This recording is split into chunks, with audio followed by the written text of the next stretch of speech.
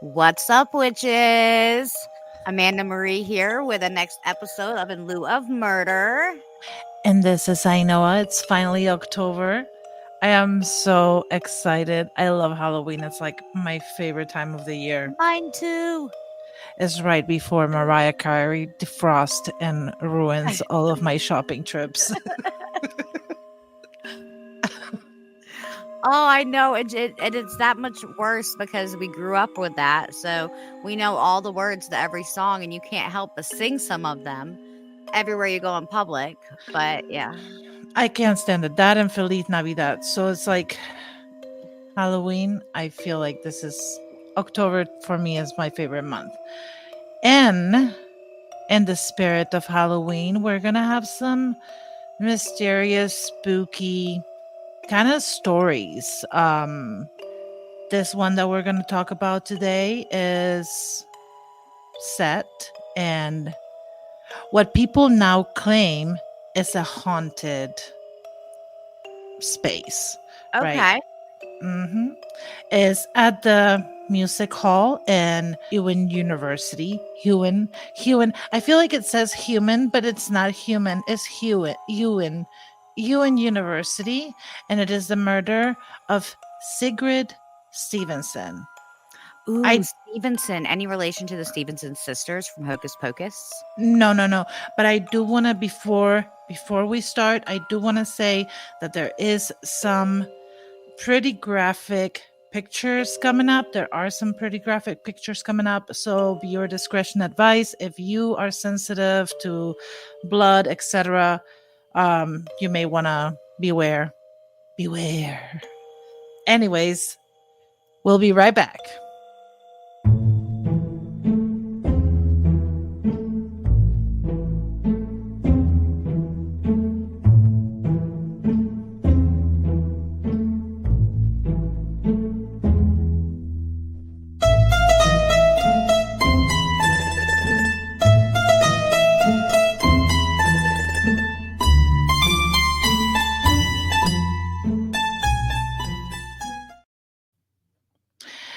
Okay, so we're back. And this story again is in the town of Ewan. I cannot say it. Please forgive me. Excuse me, guys. Um, it's the typical quaint, like little town, right? It's like super family friendly. There's a college there. It's close to Philadelphia. It's also close to Trenton, New Jersey. So it's like the idyllic place. And Right. it's super It's the place you wanna raise a family. exactly. It's super safe and it's a college town, right? So, and one night on September 4th, 1977, it's Memorial Day weekend, Mhm. and this officer is making his rounds around the campus when he spots a bicycle chained to the outside of, how they have like the bike thingies, like the bike racks, Mhm. chained to the bike rack outside of the music hall. And so he's like, okay, well, there shouldn't be anybody here because it's like 3 days before the school starts, so there shouldn't be any students on campus. And he decides to go and investigate.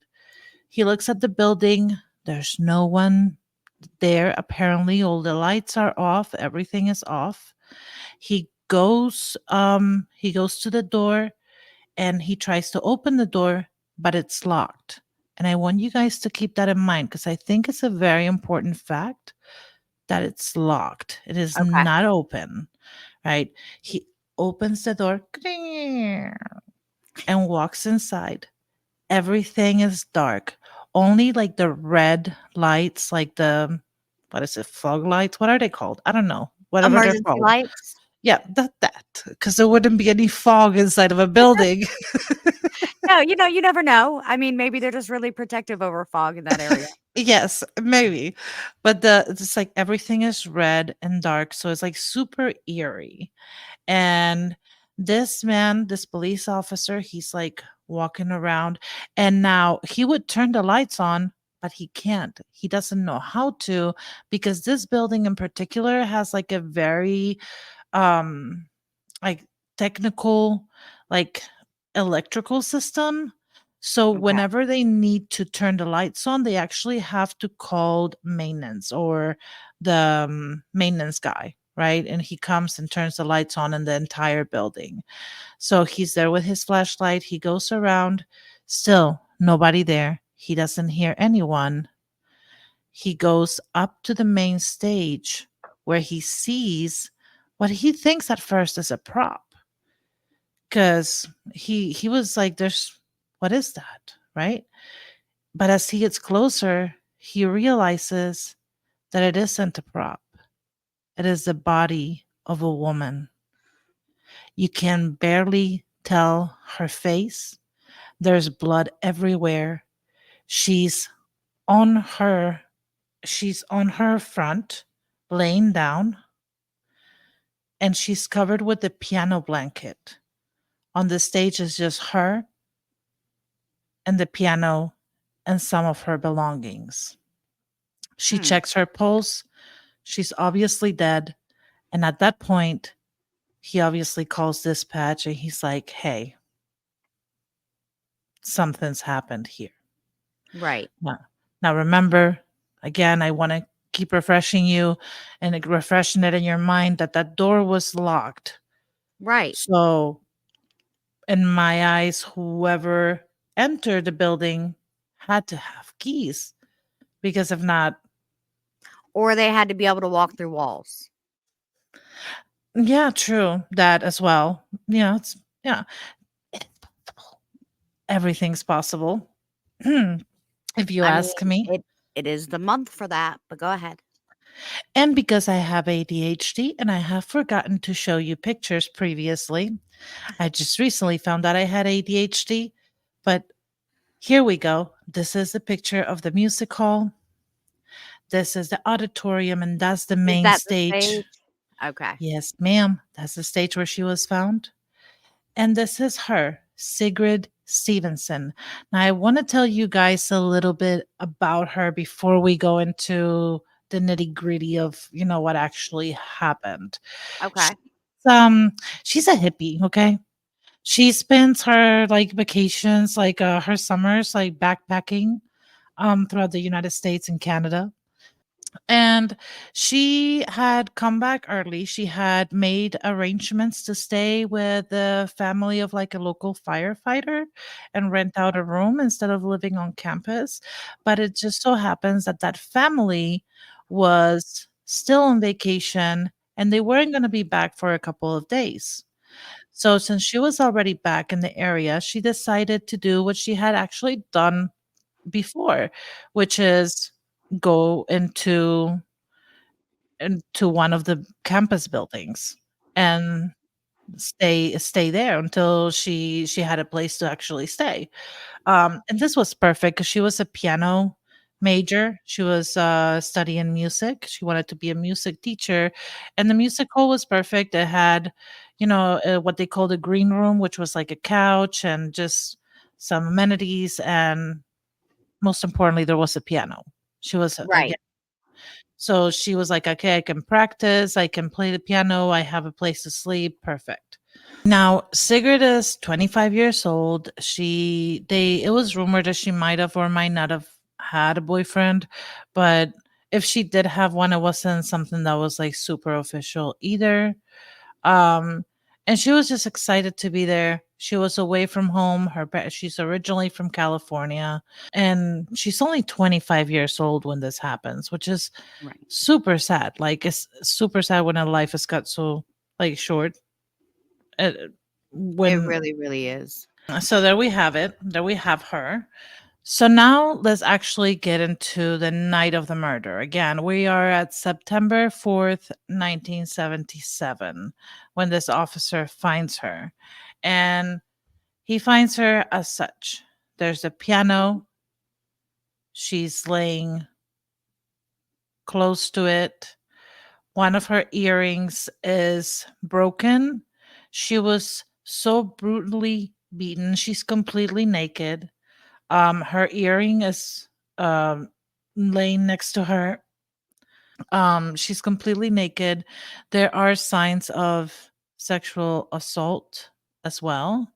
and there are ligament marks on her wrist. You can And see that in the photo on the top right. yeah, which suggest handcuffs, right?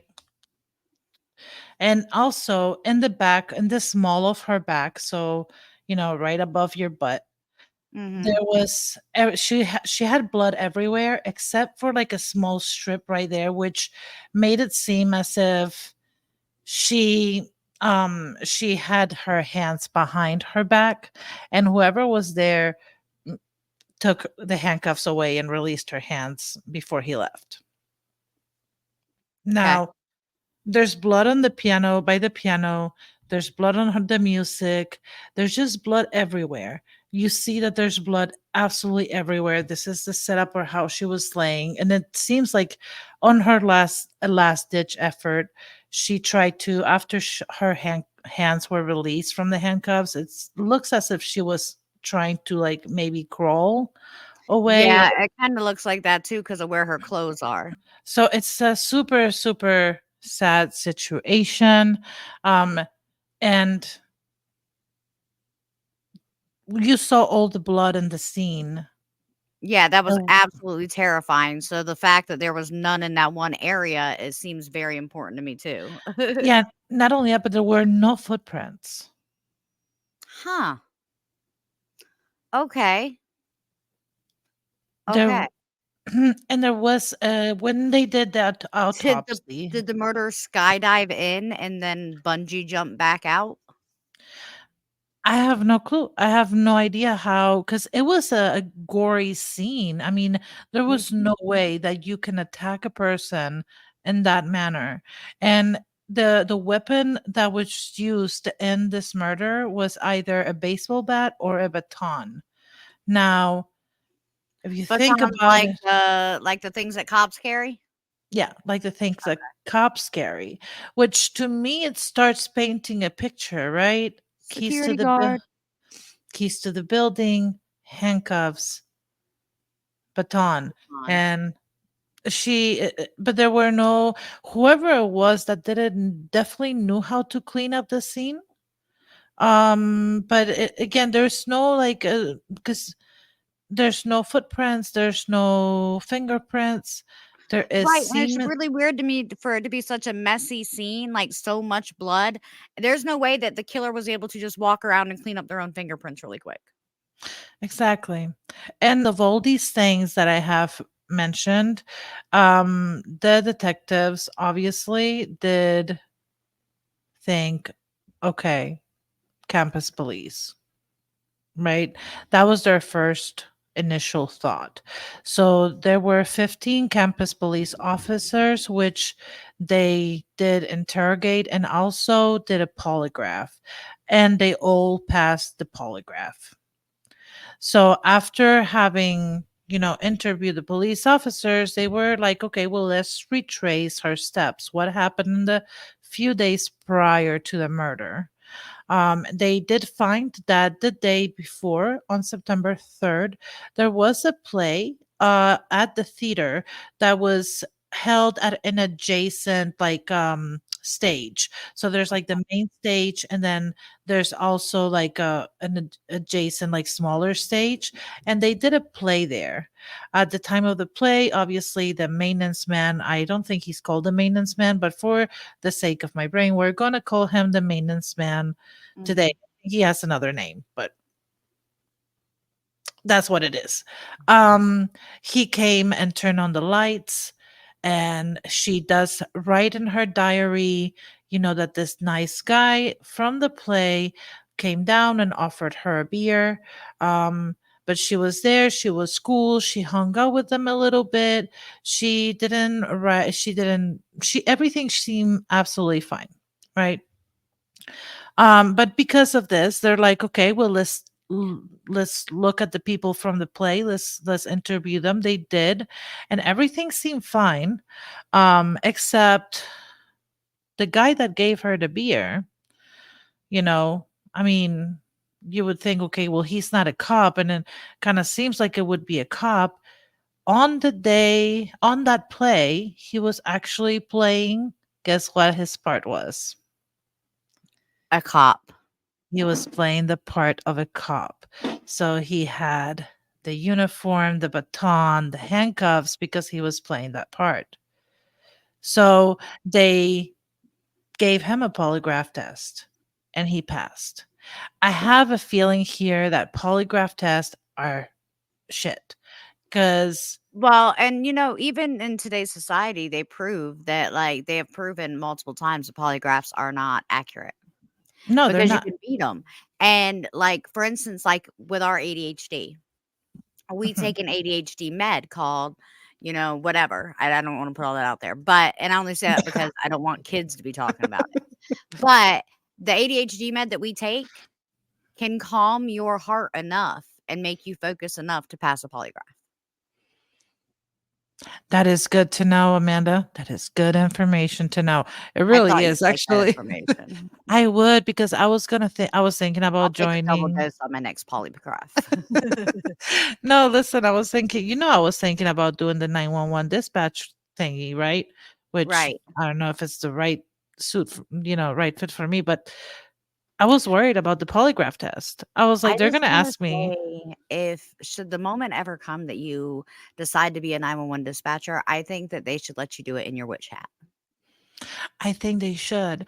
Although, like I said, I don't know if it's a good fit because can you imagine somebody calling in with an emergency and I'm like, oh, hold on, wait a second. There's like a, you know, squirrel passing beside me or like a fly. And I'm like, Or, "Oh, man, you just murdered your boyfriend. Do you wanna be on a podcast? yeah.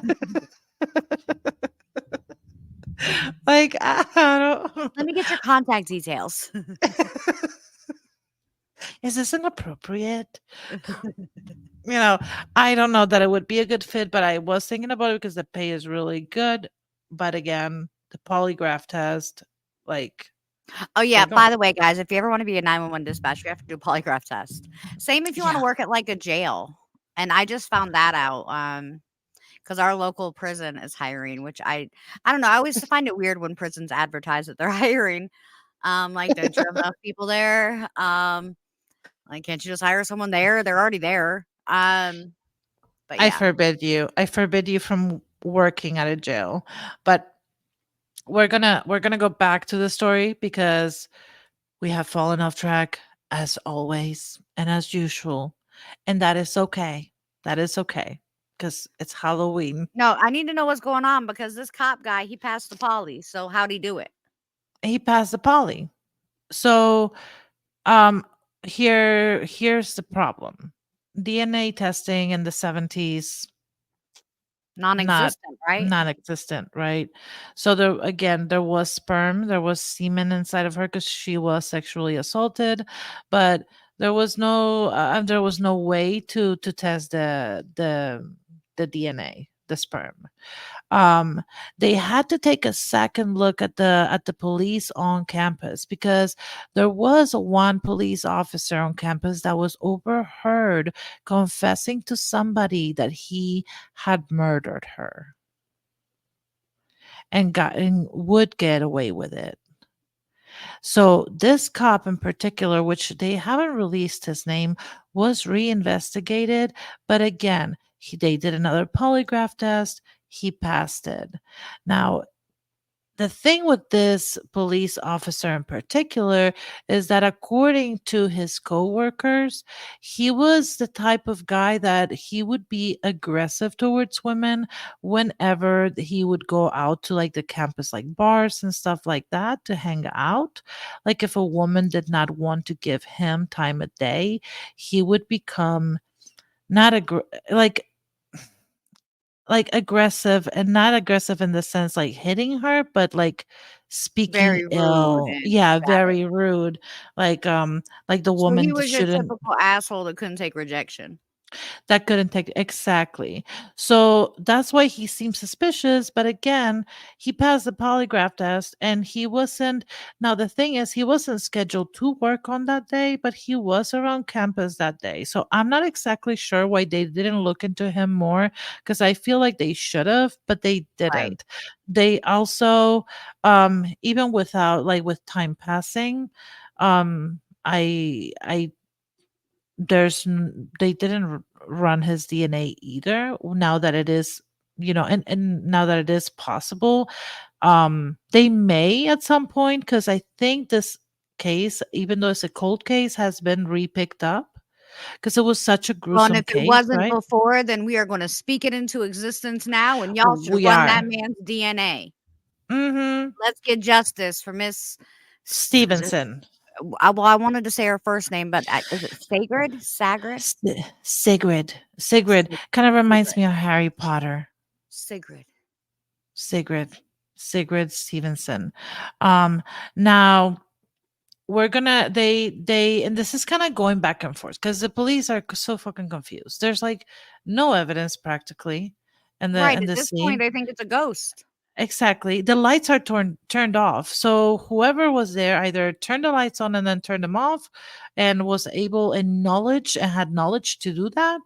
Or, they because they also looked at the maintenance people and they didn't they couldn't pin like they couldn't put it on any of them. But a few years pass and the girlfriend of remember the guy at the play that dressed up like a cop? Yes. Well, his girlfriend comes to the goes to the police and says, "Hey, um this man is I'm in a relationship with him or I was. He's super abusive and he told me I'm going to kill you and nobody's going to find out. I've done it before." Right. And so this was the guy that was at the play. Right. So the man had died. The man had died already. The man, but he had a brother. So the police did do DNA testing on his brother, and it showed that the DNA was not a match. Okay, so it wasn't that guy from the play then. So it was not the guy from the play. So here Okay. we are again with all these possibilities. Like, is it was it a maintenance man? Was it a cop? The cop that confessed to somebody, but you know, passed the polygraph? Like, who was it? Nobody knows. Now there have been I some think it's the poly passer. the now that you know about the case, we are going to go into some like speculation or not speculation but mysticism. Like, do you believe in like what is it called? The people that can see spirits? Like mediums? Mediums. Yes, mediums. So there have been a couple mediums that or a medium that has gone to the theater itself and tried to sense what happened. She says that Sigrid was playing the piano and there was a man there that had been stalking her previously. So it was somebody that, and he was dressed in uniform, she says. So it was a man dressed in uniform that had stalked her previously, she sensed, and was looking at her from behind. So Sigrid's back was to to this man and he was like kind of just like creeping like you can't see me, can't see me, right? And he came up behind her and preposition like hit on her Right. and tried to begin a romantic Encounter. encounter. Yes. Thank you for finishing my sentences, I appreciate it. A romantic encounter, which she denied. At which point he became angry, um, Oh, like the poly and passer. yeah, exactly, and hit her. Now Sigrid, the medium says that Sigrid scratched his face or somewhere on his face, and that angered him really, really badly, and that's when he proceeded to beat her with the baton, with the club, right? Okay.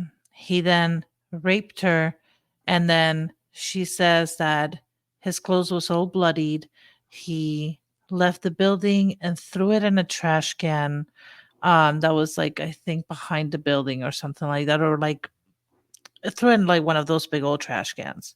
Right. Um which is weird to me because if that was the case, then why didn't they find the clothes? I'm going to be honest with you here. I think there's some form of cover up going on. I Okay. So I actually have I just want to pause. Well, I don't want to pause, but I have a question. And I don't even know Mhm. really know if it's a question. I just want to make sure I understand clearly. So do you think, and this is just an opinion thing, because I know you're about to talk about a cover up, but do you think it's at all possible that maybe they just didn't think to check for clothes or anything around outside because they didn't find any proof inside that someone was even there? I mean, if you think about it, with no fingerprints and no proof that a person was there, like footprints or anything like that, would they even think that someone walked out of there? Amanda, I I mean, love you dearly. no, I'm Who's it being going to be? The logical Holy though. Spirit? No, but being logical, if they walked out of there, like if they left there, you would think that they would try their hardest to get home quickly. So most people aren't going to think that they walked out of there and immediately took off a police uniform and put it in a trash can. Police uniforms are black. The blood's not going to show on it. And I know not all of them are black. Some are blue. Some, Mm, I mean, there might this be one some was parts blue. missing. Like the shirt was Um, blue and the pants were black. but I mean, that's the biggest thing is if the scene was never checked for those things, there's a reason the scene wasn't checked. But maybe that's what you're about to talk about with the cover up. Well, the thing is that the medium was I mean she's just a medium. She's saying that this happened doesn't mean that it necessarily happened. But you saw the scene. The scene was super gruesome. There had to be blood everywhere and on this person, which obviously it was a person, and that person did walk out of there, Amanda, because if not, I mean, she was killed by a ghost. Like, No, I I'm mean, just being it sure logical, seems like, like it. because you said the medium said something about it being thrown out in a trash can in the back. Like, Yeah, why would they think that someone would walk out the back versus walking? Because that's going to look more suspicious if anyone's yeah. outside. I mean, I understand, but if you're covered in blood, do you really want to walk out the front? Well, no, but there's no way to really know how that person looked as they walked out. There's no fingerprints, there's no footprints. So to me, it looks like they're a very clean, very pristine, experienced killer because they left no evidence right there at the scene. They So didn't. that's why I wouldn't think to go outside and look in a trash can for clothes if I was a detective. I'm just thinking from a detective perspective. Like, I Okay. wouldn't think to go outside and look for clothes. I So mean, maybe that's why it wasn't found. However, I mean, clearly that was their mess up. yeah, I mean, I think as a detective, I think that's one of the first things that they would do. I mean, let's check the surroundings too for evidence, right? I mean, I don't know in the 70s. I know that definitely it's something that they would do now. But in the 70s, maybe it was 1977, maybe it was different then. Or maybe campus police did find it before did find evidence before the UN police came. Every time I say UN police, I Listen, it's human really funny police. because I looked up what she's talking about with the whole UN police thing, and it's because it's spelt human. No, it's So not. It's spelled but when you EW say it I know, but when you say it, it sounds like you're saying human. human police. The human police came. So when the Um, security found out the human police were coming, they had to do something. I think I had to be covered up. I'm sorry, but I do because how is there how how does nobody know anything? And How dedicated do you have to be to a person to cover up a brutal murder and rape? Like, listen, I have a lot of really close friends. Like, well, so okay, that was a lie, y'all. I'm just gonna say this. That was a lie. why you always lying? But I have a few friends, and I still feel like if I Noah called me tomorrow and she said, "Hey, I had a really bad day and I murdered and essayed this girl and I need to get rid of her body. There are a lot of moments that I'll show up for I know it in life and a lot of things I would do for her. I wouldn't help her hide someone that she murdered and essayed. Now murdered, possibly. Possibly. You never know what could happen. Essayed? Like, I feel like there's a whole nother level of, like, loyalty when it comes to essay and stuff like that because I'm not gonna judge you if you murdered somebody for, like, essaying your kid. Nah. Nah, I never saw a body leave that house. I don't know what you're talking about, officer. There was never that person never was there. However, if you came to me and you was like, "Yeah, man, I essayed this girl." Listen, we ain't homies no more. Are guys really friends with guys that do stuff like that? Like, if they find out, like, do they still go, "Yeah, that's my boy"? I mean, I guess it depends. I feel like sometimes when it comes to, and I'm not, okay, I don't want to like generalize, but it is seen in like clan environments. And by this, I mean like either military or police that um sometimes they take cover up for their own. Does that make sense? No, absolutely, absolutely, and I understand the whole concept of covering up for your own. I don't understand the concept of covering up for SA. But I think that's just a matter of personal opinion. I'm sure if it's like a power trip, if there's 5 guys and they all hang out all the time and they all do that anyways, then Hmm. the whole power trip behind it, "Oh, yeah, I was able to get her too." It probably means something to them. I'm just saying you gotta be a special kind of stupid to Yeah, back but somebody up that far, but in police departments and things like that, we see stuff happen like that all the time. that's true, but not only that, Amanda, you have to take into consideration and keep in mind that this was the 70s and there was still a lot of toxic masculinity, like the masculinity. There's so like men still felt like they were superior to women. You know what I mean? And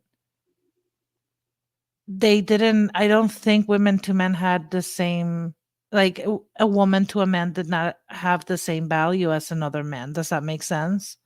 So if my coworker, which who I value dearly, does something and it's a woman, well, I'm gonna help him cover it up because he's a great guy. Like he had his slip up, but he's a great guy. You know what I mean? She probably did something to deserve it. Does that make sense? Like I feel like the seven. Well, No, that's my response. And I only say that because there's reasons. I know now the reason that I was not born in the 70s. And maybe I was. And maybe I was around then and I ran my mouth too much. They got rid of me and I'm back. But, you know, I just it's such a hard and I do know what you're saying. I understand what you're saying. I got to remember the time frame during this because women were not always the equal species. Um, we which is weren't. really sad. Yeah, I mean, in the 50s and 60s, like they women fought for their rights for equality, et cetera, et cetera. So in the 70s, they were gaining some. There was like sexual revolution, like the whole hippie movement and stuff like that. So it was more open, but there was still a large part of the population that was very um how do I say it? Uh conservative. Make sense? No, it makes So absolute sense. So we have to keep in mind the time that when this happened. Also, I would like to with you to see if maybe you agree with me a little bit. Look at the actual scene. I feel like I feel like this person knew her because of the amount of rage that went into destroying her image. Like he didn't just want to sexually assault her, but her face was He wanted unrecognizable. to embarrass her. Yeah, That's why he left her there naked. yeah, not only that, but her face was completely unrecognizable. Like it was all caved in. It's definitely someone that had previously met her. This isn't just a random dude that popped up, and I say that because, number 1, once he actually had her restrained, he had no reason to kill her if it was a random dude, but she was able to identify him, and that's why he had to kill her. Yep. And I also feel like, when and I'm only mentioning the medium because it kind of makes sense to with what she was saying as far as this man had stalked her previously or had been stalking her. And I feel like that may be accurate. The only reason I say that is because the fact that he covered her body up with a blanket, with a piano blanket, shows that that's something you do for someone like you care about. Does that make sense? I feel like Yeah, if no, you that psychology has proven that. That is something that and what it is it's not remorse during the time. It's remorse right after the fact. Like, "Oh my god, I just did that. I didn't mean to do that to that person. I don't want their family to see this." And that's what it comes down to is they don't want their loved ones to see them like that. And so they immediately get that sense of regret and they try to cover it up, but they also know they got to exit the scene quickly. yeah, But there has to so I agree with you as far as the cover up, and I say that because listen, this man went in there, and I say man, y'all, we don't even know for sure it's a man. I mean, there was semen, and semen can't come out of a woman. It hasn't been DNA tested. We don't know anything. Semen can come out of a turkey baster. I Um, mean, technically, yes, I suppose. and I'm just saying, like, and that so I'm just saying, whoever it is, there's no way that they went in there. They beat the living shit out of this lady. All right. They tied her up. They essayed her and left her there to die with all that blood around her. And not one fingerprint, not one shoe print, not one nothing that could have been taken off that scene prior to pictures being taken was taken. There's no way. There's no way. Then police showed up and some kind of evidence was found or removed from that scene. There's no way the only evidence is DNA without some kind, and it has to be a cover up. Not only that, but I mean, definitely that, but also, I mean, I guess there's laws and rights. People have rights or whatnot, but now that it's 2024 and DNA, technology is so advanced, etc. Man, why don't they take like all the police officers that were on campus that day, that were seen on campus that day, the what Man, were screw all of them. Somebody needs a DNA test polypasser. That's his name, right? Polypasser? Yes, Polypasser. That is his name. They I need a feel like DNA. In fact, I'm calling from America up to what's the town's name again? Ewan, Ewan, no, Human County. Human, New Jersey. All right, Human, New Jersey County Place. We're calling you out. Y'all need to test polypasser against the DNA that was found in Miss Stevenson because we need to lay this to rest before she contacts her hocus pocus ancestors and they all come back again. I mean, Halloween's not that far around the corner. Is Polly Passer still alive? I actually don't know if he is still alive. I believe he's deceased, to be honest with you. But he has family. Like with the other guy, he was dead. But Listen, my dumb they. behind was like, test his wife, but his wife won't have the same DNA. I was just like, that's his family. Oh man. Um. No, but they could test like if he had if and there's any like Kids, relatives, kids, brother, brothers. sister, whatever, that they could do the same thing that they did with the guy that was in the play. They Right. could run the brother's DNA and see whether or not he is a match. Obviously, the guy in the play, even though he looked good for it, even though he was an asshole, violent asshole So to his wait, other girlfriend, police officers' DNA is not on record? no, why? No, they still have a like they have a constitutional right, right? I think No, I understand that, but like with CSIs, they usually have to take like DNA to like from police officers that are on a scene because in to case exclude them. yeah, to exclude them from any contaminants and stuff like that. But they probably didn't have to do that back in the 70s. It probably wasn't set up like that then. They didn't But I because really there wish was it no would have DNA. because they should have, if they would have had his DNA, boom. Mm-hmm. I'll get his DNA. Yeah. Now she's still in there, y'all. They say Sigrid still in there. There's been reports of there's this one guy that said that he was in the bathroom and he saw a tissue float across the bathroom into the trash can.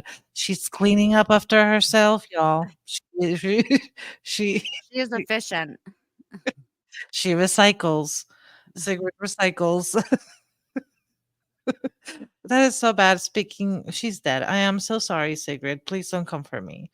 But there's been like That is really multiple. sad, but her soul probably still lives there because they never solved her murder. Yeah, the medium said that she's angry. She's I don't blame angry. her. She's angry at how the investigation was ran. She is angry that they haven't found who did this to her.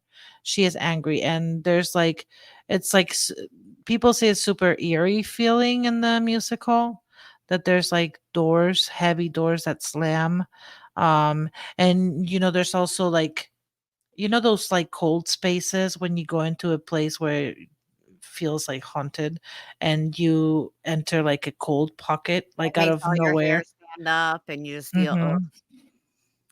Yeah, that there's a bunch of that. So if you would like to break into some place on Halloween and you live in New Jersey near Human, We did um, not give you this advice. we did not tell you to go there and talk to Sigrid, but But if you also do, ask her if it was Polypasser. yes, if you do, please tell her to give us a Record. call. Yeah, just Or record it record. Yeah. Yeah, I mean, because I've I don't always wanted to do that. it'll freak me out if she calls us. "Hi, this is Miss Stevenson." "Hi." Well, we wouldn't hear it like that. It would be more like no, like in have you seen the shows? What is it? "Hello Well, from the other side." oh god. Mm. That's actually I really scary, y'all. Please don't break in there. Don't bother her this Halloween, but if you're passing by there, slip a note under the door and tell her in lieu of murder has her back, and we are calling the police department out to DNA test Polypasser. or anybody, everybody, At all the this point, bodies. anyone, just pretend like you care. Yeah, they should do. They should. You know what they should do if they haven't done it already, which I hope that they have, is run it through like ancestor.com, like Ancestry, yep. ancestry, whatever, tomato. Um, yes, also ancestry.com. I just Hi. wanna throw out there, you brought it up, this isn't my fault. I have never met anyone that calls it a tomato,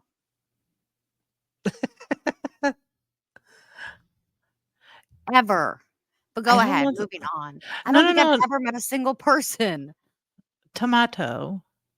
A British person. You've never met a British person because I'm pretty sure they all call it tomato. And brilliant. No, I've never met a British person. Listen, this has nothing to do with what we're talking about. However, you just reminded me of when we were working together. Um, And I and thought other people was being mean. Okay, brilliant. y'all. So now we're just gonna tell y'all a random story, and we'll just probably pull it out of here and put it somewhere else on our page. But me and I know worked. We met each other because we worked together in call centers back in the day. I said back in the day because we was young and fun then. But I don't know about her, but I'm old and not so fun anymore. Yeah, me But neither. we worked in a call center, and I know it is a lot more worldly than I am. Like she's experienced more out there in the world. And I was on the phone taking a phone call from this British person, and I was already in a bad mood because when you work in the kind of department we worked in, where all we did was take complaints all day, it can kind of get like that. So this man just kept he kept saying brilliant after everything I said. And I kept muting the phone, and I was like, listen, I'm about to flip out on this man. And I know it was like, what is going on? And I was like, every time I say something, he goes, brilliant. Like I'm stupid or something. Like if he wants to call me a dumbass, he needs to just say it. Y'all, apparently that's how they talk over there. I also found out that when they say, are you taking a piss? It means, are you joking? Not really, are you peeing? Yes, I learned that from Gordon Ramsay. So I didn't. I learned that from a different phone call, but same concept. When I told the lady I wasn't refunding her money, she said, are you taking a piss? And I said, well, no, ma'am, I'm not. Not And I mean, currently. the answer was right, but it's not what she was asking. Uh, Um, and plus, it wouldn't be her business. Like, I don't know, should have said, like, none of your man, that business, is woman. personal. Oh, listen, Ma'am, it are was. you? Are you calling me from your bath? Are you in the latrine? Oh god, I'm not gonna lie, I hated that job sometimes, but it was also like really, really, really funny moments. There were, I can remember the guy that wanted told you that your fingers should be cut off or something like that. Yep. Listen, there were so many different strange things. Like, and I'm not talking trash, but we sat next to a girl that would change her accent based on the person's accent on the phone. And she was really good at it too, like really good. But like if a person called in and they were like Indian, she would talk back in an Indian accent. And I would be like, "Oh my gosh, how is she doing that? Why is she not getting in trouble?" Like, but let me mess around. Like I would try to mess around and use like my Stitch voice and stuff. And all of a sudden they would get mad at me on the phone that Amanda, you can't do that. Well, I mean, Oh, y'all let her sit over there and talk in different accents every phone call. And they were like, she can't help that. Man, there's no disease I've ever heard of that makes you change your accent every time you talk to people. I still remember the first time it happened. I was like,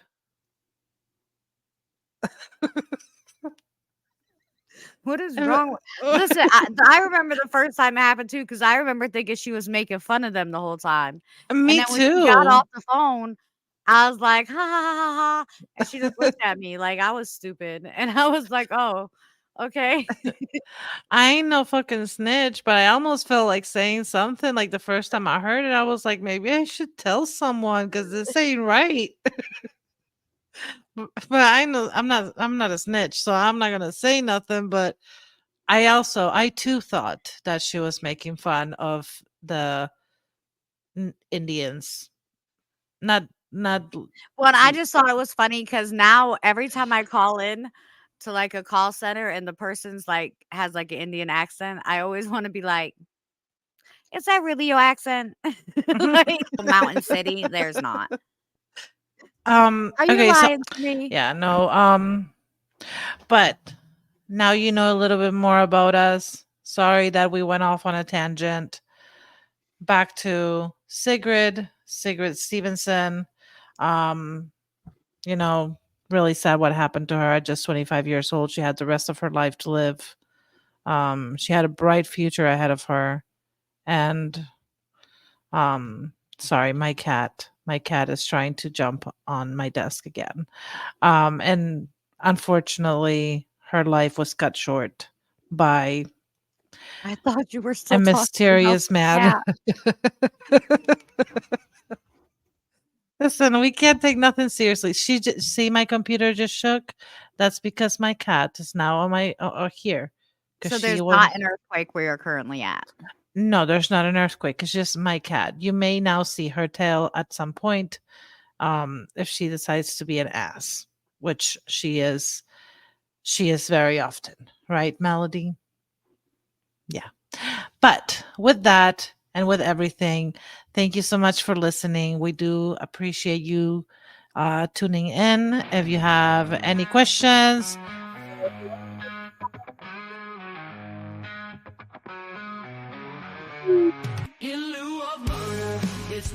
I don't know what happened, so I know it sounds, but y'all have a good night. I said things. All of a sudden, your sound turned off. Oh, really? That's okay. Bye.